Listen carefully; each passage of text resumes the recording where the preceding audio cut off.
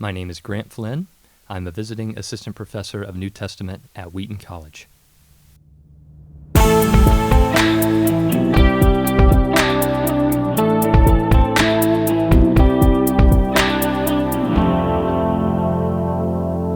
Dr. Grant Flynn, welcome back to Exegetically Speaking. Happy to be back. Thanks, David. It's good to see you. Thanks for taking the time to do this and to help us. You talked last time you were here about how the process of you learning Greek. What was the biggest challenge you faced while you were studying Greek? With Greek itself, it was always vocabulary, memorizing those words, having the note cards, maybe an old school way to do it nowadays, but also time. I worked full-time through seminary, so I had to set aside time to go through the Greek, remember all those syntactical categories, and to really work on my vocabulary day by day. People wonder, after doing vocabulary, after doing paradigms and stuff, does it ever sink in and stay with you? It does. It actually does. And even if you have to take a little bit of time off, I found that just go back through it a couple times and it actually comes back pretty quickly if you've spent a substantial amount of time in it on the front end. There's a fellow at the Linear Theological Library down where we work who's a judge, a circuit court judge. He took Greek many years ago, and now he's going to be coming back to take Greek again. Great. He's excited about it. He's probably in his early 60s, something like that. I don't know. But he said he's been going back over it, and I said, well, things will come back to you. And that's just what happens after a while. That's right. With language studies. Today we're going to be looking at James chapter 5, verse 11. You've got an interesting take on a few things going on in that passage, but give us a little bit of a background. What's going on in this part of the book of James? James 5:11 is set within the larger paragraph of James 5:7 through 11, which I think is directly in response to James 5:1 through 6, where James is addressing these landlords, and he goes on to talk about how these harvesters, those who are working under the employment of the landlords, are suffering. And I think that in James 5:7 through 11, he's now giving them instructions for how they're meant to persevere while they're suffering. So in a sense, it sounds like to one degree he was speaking to one group, and now he's speaking to those who've been suffering. That's right. His first admonition is to be patient, some would say, or be, in the old King James, long-suffering, right, Yes. brothers, until the coming of the Lord. So he's holding out the promise of the appearance of Christ as a way of sort of holding on and persevering and staying steadfast through this period. That's right. So how does that work itself out down into the paragraph itself, in particular, chapter 5, verse 11? Yes, and the main phrase here is the perseverance of Job. And what's significant about this is that the word for perseverance is hupomone, and it's typically rendered in our English translations as perseverance or endurance or steadfastness. But James only uses this word 3 times in his letter, twice at the beginning in 1:3 through 4, and then at the end in 5:11. And it's also interesting to note that this is the only mention of Job in the New Testament is here in James 5:11. Now, plenty of scholars have recognized that James begins and ends his letter by focusing on perseverance, but I've become convinced that James intends for us to read what he says about perseverance at the beginning of the letter in light of his reference to the perseverance of Job at the end of the letter.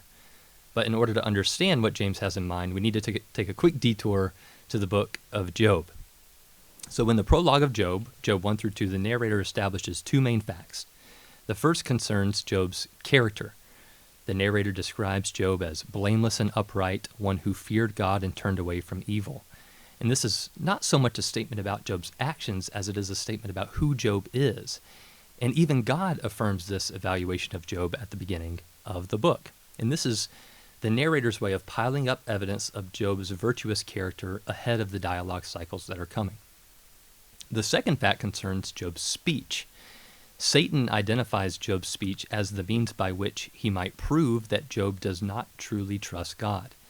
Satan says to God, "But now stretch out your hand and strike everything that he has, and he will surely curse you to your face." And of course, cursing is a speech act, is something that we do with our speech. And the issue that Satan raises is not simply Job's faithfulness to God in suffering, but also the type of speech that Job's suffering would produce. So this sets up speech as one of the main focuses of the book moving forward. Now, going to the epilogue of Job, Job 42, 7 through 17, this again confirms the book's focus on speech. After the dialogue cycles end, the central issue is who spoke rightly of God. God reveals to Job ways in which his perspective is incomplete, but he does not condemn Job, accuse him of sin, or call him to repent. Instead, God rules that Job, not his friends, spoke that which is true. And almost all of Job's speech is complaint and protest, which fit in this larger category of lament. God's approval of Job's speech in the epilogue thus indicates that God approves of Job's complaints and protests, and it implies that lament is an appropriate response to suffering. So overall, the narrative frame of Job leaves no doubt that Job perseveres righteously. In addition to that, God's approval of Job's lament indicates that his laments are the righteous means by which he perseveres. Or, to put it differently, Job's perseverance is a lament-shaped perseverance. Now, let's go back to James. By holding up Job as a model of perseverance, James signals that the lament-shaped perseverance of Job informs his understanding of the virtue.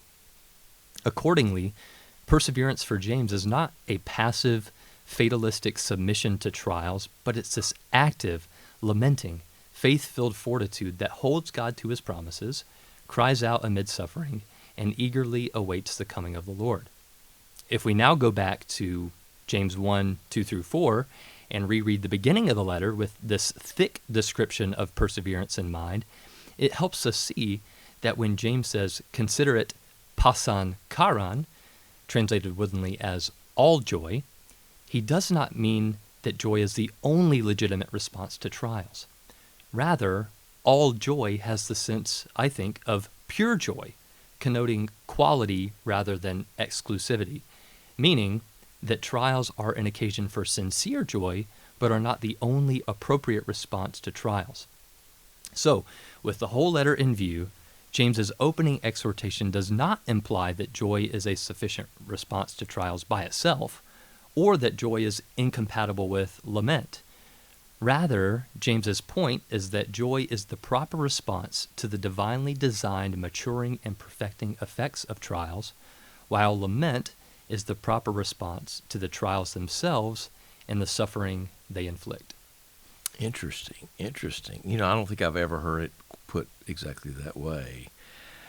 I remember the old King James, I think it was, talking about you have heard of the patience of Job, which patience is a very passive kind of thing. You're just waiting for things to get better. That's right. But here, that seems to be very different. Right. In your telling. Yes. If he's relying on Job as his model for perseverance, with the way that we hear patience as this passive waiting for something to get over with, it doesn't quite fit what James seems to be saying here with perseverance. Yeah. I like this reading. It really is. I remember the word hupomone, which is the word we translate perseverance.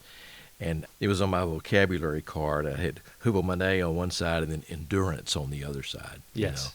And this active endurance, not just waiting things out, but actually, and I love the idea that you described about the complaining and lamenting being a way of fidelity. That's right. Fidelity to God. Yes. As opposed to, well, just quit complaining. No. That's right. He said, no, go ahead. Yes. And we understand that. Dr. Grant Flynn, thanks for being with us today on Exegetically Speaking. Thanks, David.